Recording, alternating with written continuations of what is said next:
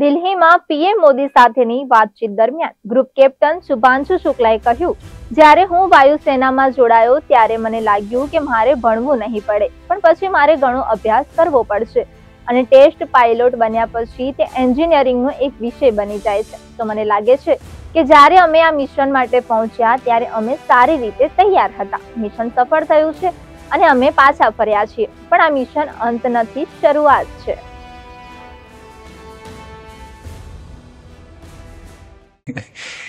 नहीं सर, वो लोग मुझे लगता है बहुत काइंड है जो इस तरह से बोलते हैं, बट मेरी जो ट्रेनिंग रही है सर, जो एयरफोर्स में ट्रेनिंग रही है और उसके बाद हम लोग ने टेस्ट पायलट की ट्रेनिंग की सर. तो मैं एयरफोर्स में जब गया था तो मुझे लगा था कि पढ़ाई नहीं करनी पड़ेगी, बट मुझे उसके बाद बहुत पढ़ाई करनी पड़ी जो मुझे पता नहीं था. और टेस्ट पायलट बनने के बाद तो एक ये काइंड ऑफ एक इंजीनियरिंग का एक डिसिप्लिन बन जाता है सर. इसरो में ट्रेनिंग की, हमारे साइंटिस्ट ने हमको पढ़ाया तो 3-4 साल.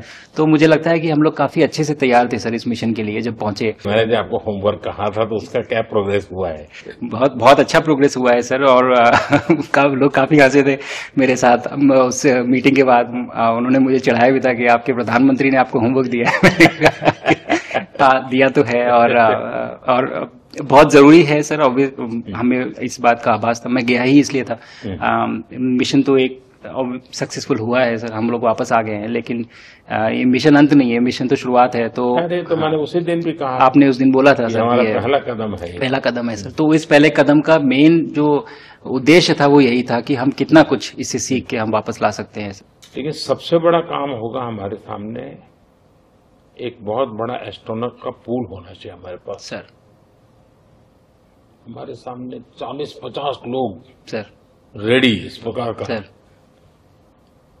अब तक तो शायद बहुत कम बच्चों के मन में होता होगा, हाँ यार ये कुछ अच्छा है सर. लेकिन अब आपके आने के बाद शायद वो विश्वास भी बहुत बढ़ेगा, आकर्षण भी बढ़ेगा. सर जब मैं छोटा था, राकेश शर्मा सर पहली बार गए थे 1984 में, पर एस्ट्रोनॉट बनने का सपना कभी मेरे मन में नहीं आया, क्योंकि हमारे पास कोई प्रोग्राम नहीं था, कुछ भी नहीं था सर. बट मैं जब इस बार गया सर स्टेशन में, तो 3 बार मैंने बच्चों से बात की. एक बार लाइव इवेंट था सर, और 2 बार रेडियो के थ्रू उनसे बात हुई. और तीनों इवेंट में सर एक बच्चा था हर इवेंट में जिसने पूछा कि सर मैं कैसे एस्ट्रोनॉट बन सकता हूँ. तो मुझे लगता है कि ये अपने आप में हमारे देश के लिए बहुत बड़ी सफलता है सर, कि आज के भारत में वो उसको सपने देखने की जरूरत नहीं है, उसको मालूम है कि ये पॉसिबल है, हमारे पास ऑप्शन है और हम बन सकते हैं.